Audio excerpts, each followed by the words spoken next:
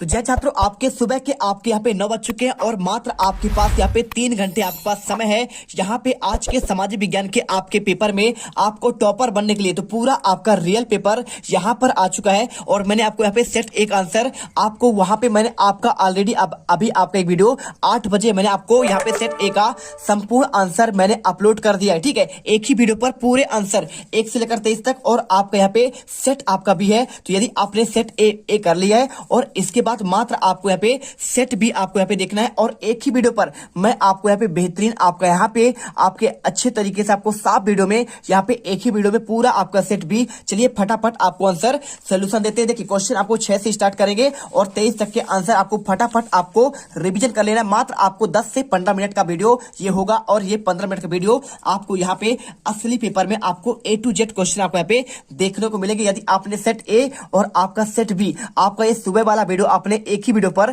जिसमें सारे आंसर दिए हैं यदि आपने कर लिया तो आप यहाँ पे आज के पेपर में गर्दा मचाने वाले। चलिए फटाफट देखते हैं। देखिए आप क्वेश्चन नंबर आपका 6 आपका यहाँ से स्टार्ट होता है। आपका पहला क्वेश्चन लिखा है आपका उदारवाद का क्या अर्थ है और आपका निरंकुशवाद का आशय क्या है। ठीक है, तो देखिए आपको आंसर आपको यहाँ पे उदारवाद क्या है। शब्द लातिन भाषा के आपके मूल शब्द आपका लाइवर पर आपका आधारित जिसका अर्थ होता आजाद। नए मध्य वर्गों के लिए उदारवाद का आशय व्यक्ति के लिए आपकी आजादी और कानून के समक्ष सबकी बराबरी। राजनीतिक रूप से उदारवाद एक ऐसी आपका सरकार पर जोर है जो आपको सहमति से बनी है। देखिए आपको आपको मैं 2 नंबर क्वेश्चन आपको पढ़कर सुना दे रहा हूं जिससे आपका यहाँ पे सुनकर आंसर याद हो जाए। बस आपको यहाँ पे रिविजन करना है। ठीक है, इसके बाद क्वेश्चन आपका निरंकुशवाद से क्या है आंसर करना है। निरंकुशवाद ऐसी सरकार या शासन व्यवस्था है जिसकी सत्ता पर किसी प्रकार का कोई नियंत्रण नहीं होता है। इतिहास में ऐसी राजशाही सरकारों को निरंकुश सरकार कहा जाता है। देखिए अगर क्या करें राजा ऐसा हो कि आपका यहाँ पे प्रजा का कोई बात ना सुने और अपनी मनमर्जी करे, इसे कहते हैं आपका निरंकुशवाद। ठीक है,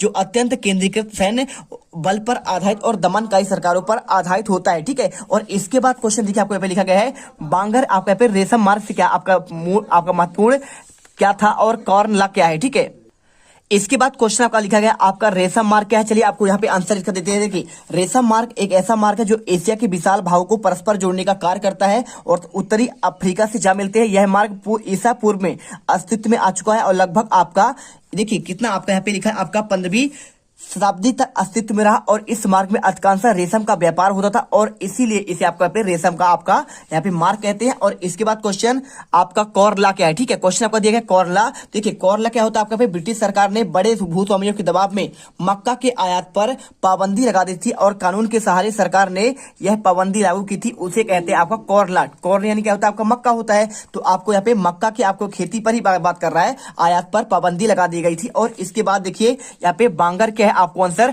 और मर्दा अपरदन से क्या तात्पर्य है। चलिए आपको इसका आंसर दिखा देते हैं। तो देखिए आपको आंसर बांगर क्या है, पुरानी जरूर मिट्टी को बांगर कहते हैं और यह नदियों द्वारा निर्मित प्राचीन मृदा है। ऊंचे भागों में पाई जाने वाली यह मिट्टी उन क्षेत्रों में मिलती है जहां नदियों की बाढ़ का जल नहीं पहुंचता है। और बांगर स्लेटी रंग की आपकी चिकनी मिट्टी होती है। यह कम उपजाऊ है, इसमें प्राय कंकड़ आपके कैल्शियम कार्बोनेट पाए जाते हैं। और इसके बाद मृदा अपर्दन से क्या तात्पर्य, आंसर करना है मृदा के कटाव और उसके बहाव की प्रक्रिया को मृदा अपर्दन। देखिए भूमि आपका जो कटता है, बाढ़ आता है, कुछ भी आता है तो आपके अगर जंगल काटेंगे तो मृदा अपर्दन तो होगा ना। तो आपके यानी मृदा के कटाव और उसके बहाव की प्रक्रिया को आपका मृदा अपर्दन कहा जाता है।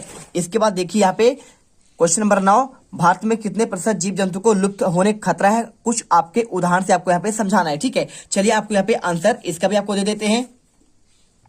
तो देखिए आपको यहाँ पे इसका आंसर मिल जाएगा। आपको सिंपल तरीके से आपको लिखना है भारत में 10% वनस्पति जात और 20% स्तनधारी को लुप्त होने का खतरा है। और आपको इनमें चीता, गुलाबी सिर वाले बतख, पहाड़ी कोयल, जंगली चिड़ीदार उल्लू, मधुका, इग्नेसिस और आपका हुबरिया हेप्टा न्यूरॉन जैसे आपके पौधे शामिल है। इसके बाद क्वेश्चन देखिए यहाँ पे क्वेश्चन नंबर आपके यहाँ पे केंद्रीय वन आयोग की क्या आपको यहाँ पे बात कर रहा है। तो केंद्र सरकार ने 1965 में केंद्रीय वन आयोग की स्थापना की और इसका कार्य आंकड़े व सूचना एकत्रित करना, तकनीकी सूचनाओं को प्रसारित करना, बाजारों को अध्ययन करना और वन विकास में लगी संस्थाओं के कार्यों को आपको समन्वित करना होता है। ठीक है, आप इसे याद करिए। इसके बाद क्वेश्चन धर्मनिरपेक्ष आपका राज्य आपका क्या है, इसका अर्थ क्या है और लोकतंत्र का क्या अर्थ है आपको ये बताना है। ठीक है, तो यहाँ पर देखिए आपको इसका आंसर मिल जाएगा आपको यहाँ पे धर्मनिरपेक्ष राज्य के बारे में। तो एक राज्य जो किसी धर्म विशेष पर आधारित नहीं होता है और जहां धर्म के आधार पर नागरिक के बीच किसी प्रकार का भेदभाव न हो, उसे कहते हैं आपका धर्मनिरपेक्ष राज्य। और इसके बाद क्वेश्चन आपका दिया गया, क्या दिया गया है आपका यहाँ पे लोकतंत्र का अर्थ की बात कर रहा है। तो लोकतंत्र का अर्थ होता है, लोकतंत्र वह शासन प्रणाली है जिसमें सत्ता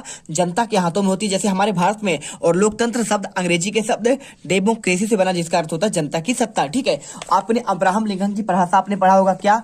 जनता के लिए, जनता के द्वारा, जनता का शासन। आपको यहाँ पे अब्राहम लिंकन का ये आपका यहाँ पे लोकतंत्र की परिभाषा है। इसके बाद क्वेश्चन 11, प्राथमिक क्रियाएं क्या है और आपका द्वितीयक क्रियाएं क्या है। ठीक, दोनों का आंसर चलिए दिखाते हैं। तो यहाँ पर देखिए दोनों आंसर आपको यहाँ पे मिल जाएगा। प्राथमिक क्रिया की बात करें तो जब हम प्राकृतिक संसाधनों का प्रयोग करके किसी वस्तु का उत्पादन करते हैं तो इसे प्राथमिक क्षेत्र की गतिविधि कहा जाता है, जैसे कृषि हो गया, मत्स्य पालन हो गया और पशुपालन हो गया। यानी कि आपका कच्चा माल तैयार करना प्राथमिक क्रियाओं के अंतर्गत आता है। और इसके बाद आपका है यहाँ पे आपका द्वितीय क्षेत्र क्या है। ठीक है, लिखा ना, द्वितीय क्रियाएं क्या कहलाती है। तो आपको इसका भी चलिए आपको यहाँ पे आंसर दे देते हैं। तो देखिए आपको वे क्रियाएं जो प्राकृतिक उत्पादों की सहायता से विभिन्न वस्तुओं का आपका निर्माण करते हैं, उन्हें द्वितीयक आपके आर्थिक क्रियाएं कहते हैं, जैसे कपास से कपड़े बनाना, लकड़ी से आपका कागज बनाना। ठीक है, आपको ये कहलाते हैं आपके द्वितीयक आपके यहाँ पे सामग्री। इसके बाद देखिए क्वेश्चन आपका दिया गया है आपका यहाँ पे वस्तु विनिमय को आपको परिभाषित करना है। चलिए आपको यहाँ पे इसका आंसर आपको मिल जाएगा बहुत ही बेहतरीन तरीके से। वीडियो अच्छी लगे दिल से वीडियो लाइक करिए। तो देखिए आपको यहाँ पे मुद्रा और साख वाले पार्ट में आपको आंसर मिल जाएगा। वस्तु विनिमय से तात्पर्य है वस्तु और सेवाओं के प्रत्यक्ष आपके यहाँ पे क्या कहलाता है, प्रत्यक्ष आपका विनिमय से है। इसमें आपको आंसर लिख देना है। इसके बाद देखिए क्वेश्चन आपको यहाँ पे दिया गया है, क्या दिया है, राष्ट्रीय आय का आपका अर्थ क्या है। तो चलिए आपको यहाँ पे राष्ट्रीय आय बता देते हैं, क्या होता है आपका राष्ट्रीय आय। ठीक है, तो देखिए आपको यहाँ पे लिखना पड़ेगा, आपको एक देश की राष्ट्रीय आय का आशय उस साधारण एक वर्ष के उत्पादित समस्त वस्तुओं और आपका सेवाओं के मूल्य के योग है, जिनमें आपकी वस्तुएं और सेवाओं के उत्पादन हेतु प्रयोग की गई मशीनें एवं पूंजी की गिरावट को घटा दिया जाता है तथा विदेशों से प्राप्त आपका शुद्ध आय को जोड़ दिया जाता है। ठीक है, और इसके बाद आपका यहाँ पे क्वेश्चन राष्ट्रीय विकास से क्या तात्पर्य, आंसर करिएगा। राष्ट्रीय विकास का अर्थ प्रति व्यक्ति आय में वृद्धि और आपके स्वयं की सामर्थ्य से अर्थव्यवस्था को आपको बढ़ाना होता है। और इसके बाद क्वेश्चन देखिए यहाँ पे सत्ता का विकेंद्रीकरण क्या है, आपको इसका आंसर देना है। और इसके साथ ही आपको यहाँ पे देखिए श्रीलंका में आपका बहुसंख्यक बात से आप क्या समझते हैं। तो आपको यहाँ पे आंसर लिख देना है, मात्र आपको सत्ता का बंटवारा, सत्ता का यानी कि सत्ता को आपको बांट देना है। आपका यहाँ पे क्या कहलाता है, सत्ता का विकेंद्रीकरण कहलाता है। और जब केंद्र और राज्य सरकार शक्तियों को लेकर स्थानीय सरकारों को दी जाती है तो इसे सत्ता का विकेंद्रीकरण कहते हैं। और इसके बाद अथवा क्वेश्चन देखिए, श्रीलंका में आपका बहुसंख्यक बात से क्या समझते हैं। देखिए श्रीलंका में आपके सिंघली और आपके तमिल लोग रहते हैं, तो सबसे आपका बहुसंख्यक क्या है, आपका वहां पे सिंघली है। तो आपको उसी के आधार पर आपको यहाँ पे आंसर देने। देखिए श्रीलंका में सिंघली समुदाय के नेताओं ने अपने बहुसंख्या के बल पर शासन पर प्रभुत्व जमाना चाहा और इस वजह से लोकतांत्रिक रूप से निर्वाचित सरकार ने सिंघली समुदाय की प्रभुत्व कायम करने के लिए अपनी बहुसंख्यक परिस्थिति के तहत बहुत सारे आपका कदम उठाए, लेकिन यहाँ पे आपके तमिल लोगों ने कुछ कार्य किया नहीं गया। और इसके बाद देखिए क्वेश्चन आपको यहाँ पे 14वां क्या दिया गया आपको, इसमें दिया गया देखिए यहाँ पे दबाव समूह क्या आपको इसका आंसर, और आपका संघीय सरकार किसे कहते हैं। चलिए आपको यहाँ पे इनका भी आपको आंसर दे देते हैं। देखिए दबाव समूह की बात कर रहे हैं और आपका यहाँ पे क्या संघीय सरकार की है ना। तो ये आपके आंसर बहुत सिंपल और सरल है। तो यहाँ पर आपको आंसर लिख देना है। देखिए आपको दबाव समूह की बात, दबाव समूह वे संगठन है जो सरकार की नीतियों के प्रभावों का विरोध करते हैं और उनमें से आपका व्यक्तिगत लाभ प्रभावित होते हैं। इसके साथ आपको यहाँ पे पूछा गया है यहाँ पे संघीय सरकार के बारे में। तो क्या होता है, पूरे देश के लिए बनने वाली एक समान सरकार को संघीय या केंद्रीय सरकार कहते हैं। इसके बाद क्वेश्चन देखिए आपको यहाँ पे आपका दिया गया है, ब्रिटेन के भारत के साथ व्यापार अवशेष पे आमदनी का प्रयोग कैसे करता है और प्रथम विश्व युद्ध में आपको सहयोगी राष्ट्र कौन कौन से हैं। तो चलिए पहले आप इसका आंसर देखिए, आपको ये आंसर आपको जो दिया गया है, आपको आंसर यह दिया है, ब्रिटेन के व्यापार जो अवशेष हासिल होता है उससे तथा कथित देशी खर्च का निपटारा होता है और उसके तहत ब्रितानी अफसरों और व्यापारियों द्वारा अपने घर में भेजी गई निजी रकम, भारतीय बाहरी कर्जों पर ब्याज और भारत में कर चुके आपके ब्रितानी अफसरों की पेंशन शामिल है। और इसके बाद आपको यहाँ पे आंसर आपका इसका देखिए, प्रथम विश्व युद्ध संयुक्त राष्ट्र की बात कर रहा है तो आपको यहाँ पे देखिए ब्रिटेन, फ्रांस और रूस मित्र राष्ट्र के थे जो आपके प्रथम विश्व युद्ध में एक साथ लड़े और बाद में अमेरिका इसके साथ रहा। और इसके बाद क्वेश्चन, वन और वन जीव संरक्षण आपको सहयोग रीति रिवाजों को एक निबंध लिखिए और वनों का संरक्षण आपका क्यों आवश्यक है। ये क्वेश्चन आपका यहाँ पे 3 नंबर वाले हैं। तो आपको पूरा आंसर आपको देखिए आपको यहाँ पे इन पॉइंट के आधार पर आपको लिखना पड़ेगा। आंसर एक बार अच्छे से वीडियो को पॉज करके पढ़ लीजिए। और वनों का संरक्षण क्यों आपका यहाँ पे आवश्यक है, आपको यहाँ पे इसको भी आपको पढ़ना है, जिससे क्या वन हमारी एक राष्ट्रीय संपदा है और इसका सुरक्षा करना भी हमारा ही कर्तव्य है। और इसके साथ जो भी आपके पॉइंट है आप इसे लिख लीजिएगा। इसके बाद क्वेश्चन देखिए आपको यहाँ पे दिया गया है, लैंगिक विधान के राजनीतिक और अभिव्यक्ति के किस प्रकार औरतों के जीवन को प्रभावित किया है, और साथ में आपको यहाँ पे नारीवाद आंदोलन क्या है, आपको दोनों का आंसर चलिए दिखा देते हैं। तो देखिए आपको यहाँ पे पूरा आंसर आपको यहाँ पे एक बार अच्छे से आप देख लीजिए, पॉज करके आपको वीडियो मात्र आपको 2 घंटे 1 घंटे देख लीजिए, आपको यहाँ पे बार बार रिवीजन कर लीजिए और पेपर देने चल जाइए। इसके बाद आपको यहाँ पे नारीवाद आंदोलन की बात कर रहा है, तो आपको यहाँ पे नारीवाद आंदोलन के बारे में पूरा आपको यहाँ पे आंसर लिखा गया है। ठीक है, नारी के आपको यहाँ पे महिलाओं के आपको यहाँ पे आपका देखिए उनका आपको जो अधिकार है उनका आवाज उठाना है, आपका नारीवाद की आपकी यहाँ पे महत्वपूर्ण आपकी विशेषता है, आपको लिख देना है। इसके बाद क्वेश्चन देखिए यहाँ पे वस्तु विनिमय हो गया आपका यहाँ पे इसका आंसर, और वस्तु विनिमय की बात कर रहा है और मुद्रा से क्या समझते हैं। चलिए आपको यहाँ पे इसका भी आंसर आपको हम दे देते हैं, आपको इसका पूरा आंसर प्रॉपर आपको मिल जाएगा। देखिए आपको यहाँ पे वस्तु विनिमय की बात कर रहा है, तो वस्तु विनिमय में आपको लिखना क्या पड़ेगा, आपको यहाँ पे लिखना पड़ेगा आपका वस्तु विनिमय के बारे में पूरा आंसर, आपको A to Z आपको कठिनाइयों की व्याख्या करना है, आपको आंसर पूरा आपको यहाँ पे इन पॉइंट पर लिखना है। देखिए दो इच्छाओं के आपके एकीकरण का अभाव और आपका मूल माप का अभाव, तीसरा संग्रहण की आपका समस्या। इसके बाद आपका दिया गया है मुद्रा से क्या समझते हैं, आपको इसके आधुनिक और अंतर बताना है, तो आपको आंसर ये मिल जाएगा। देखिए मुद्रा एक ऐसी चीज है जो सौदे में विनिमय का माध्यम बन सकती है। प्राचीन काल में तरह तरह के चीजें मुद्रा के रूप में प्रयोग की, जैसे अनाज और पशु, बाद में सोना चांदी तांबे जैसी धातुओं के सिक्कों का प्रचलन था, और आधुनिक मुद्रा में रोजमर्रा के प्रयोग में चीजें न होकर करेंसी कागज के नोट आपके सिक्के शामिल किए जाते हैं। इसके बाद देखिए क्वेश्चन नवीकरणीय और आपके अनवीकरणीय संसाधन में अंतर, आपके स्वामित्व के आधार पर संसाधनों पर आपको प्रकार का वर्णन, 4 नंबर वाले क्वेश्चन। तो देखिए आपको आंसर यहाँ पे आपको नवीकरणीय और अनवीकरणीय में आपको अंतर आपको यहाँ मिल जाएगा। देखिए आपको नवीकरणीय वाले संसाधन और आपको यहाँ पे अनवीकरणीय वाले आपके संसाधन आपको आंसर याद कर लेना। साथ में आप चाहो तो यहाँ पे एजेंडा 21 भी आप यहाँ पे याद कर लीजिएगा, और आपको इसके आधार वाला क्वेश्चन आपको यहाँ पे स्वामित्व के आधार पर आपको संसाधनों आपको विभिन्न प्रकारों का वर्णन देखिए, आपका होता है व्यक्तिगत संसाधन होता है, और एक आपका यहाँ पे होता है आपका यहाँ पे सामुदायिक संसाधन, राष्ट्रीय संसाधन, आपका यहाँ पे अंतरराष्ट्रीय संसाधन। ठीक है, अब देखिए क्वेश्चन इसके बाद यहाँ पे आता है आपका, देखिए आप काली मृदा और आपका लैटराइट मतलब आपको अंतर पूछा गया, तो आपको इसका आंसर, और बांगर और खातर में अंतर, साइमन कमीशन और आपका महात्मा गांधी की नमक पद यात्रा।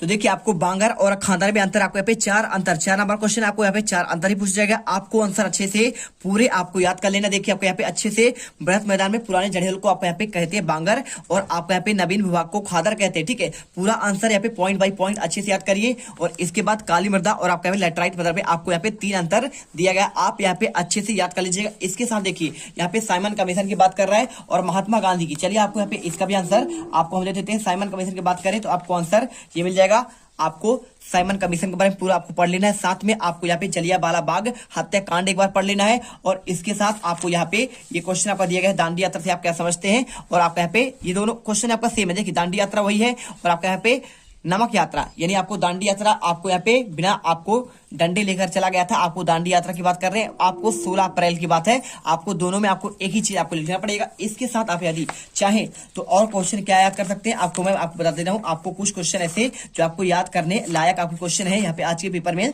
आपको देखने को मिलेंगे। आप यहाँ पे सरदार सरोवर बांध कहाँ पे बनाया गया, आपको ये आंसर, और नर्मदा बचाओ आंदोलन। और इसके साथ देखिए क्वेश्चन आपको यहाँ पे कुछ दिया गया है, हिमालय से निकलने वाले आपके नदियां और आपका प्रायद्वीपीय भारत की नदियां। आपको ये क्वेश्चन आपको यहाँ पे 4 नंबर में आपको देखने को आज के पेपर में मिल सकते हैं। साथ में आपको यहाँ पे इसके अलावा आपको जो याद करना चाहिए, आपको वहां पे एक आपको चित्र वाला क्वेश्चन आ सकता है, तो आपको यहाँ पे इतना ही याद करना है। देखिए खरीफ फसल और यहाँ पे रबी फसल में अंतर भी आप एक बार यहाँ पे आप जानते ही होंगे, पढ़ लीजिएगा। ठीक है, आप ये तो नॉर्मल जानते हैं कि देखिए आपका इसका आप क्या होता है, आपका मानसून सत्र में आपका होता है खरीफ फसल यानी धान की फसल की बात करें, चावल ज्वार बाजरा मक्का कपास पटसन, और ये आपका यहाँ पे शरद ऋतु में होता है। आप यहाँ पे पढ़ लीजिए पूरा आंसर। आपको यहाँ पे ये फसलें सितंबर अक्टूबर में काटी जाती है, लेकिन ये आपके मार्च और अप्रैल में काटी जाती हैं। यहाँ पे आपको अच्छे तरीके से आपको पढ़ लेना है। राष्ट्रीय और वन्य जीव अभ्यारण्य में अंतर पढ़ लीजिएगा, और इसके साथ आपको यहाँ पे वनों में होने वाले प्रत्यक्ष लाभ और आपके यहाँ पे अप्रत्यक्ष लाभ, आपको इनको देखिए देख लेना है, बस हो गया।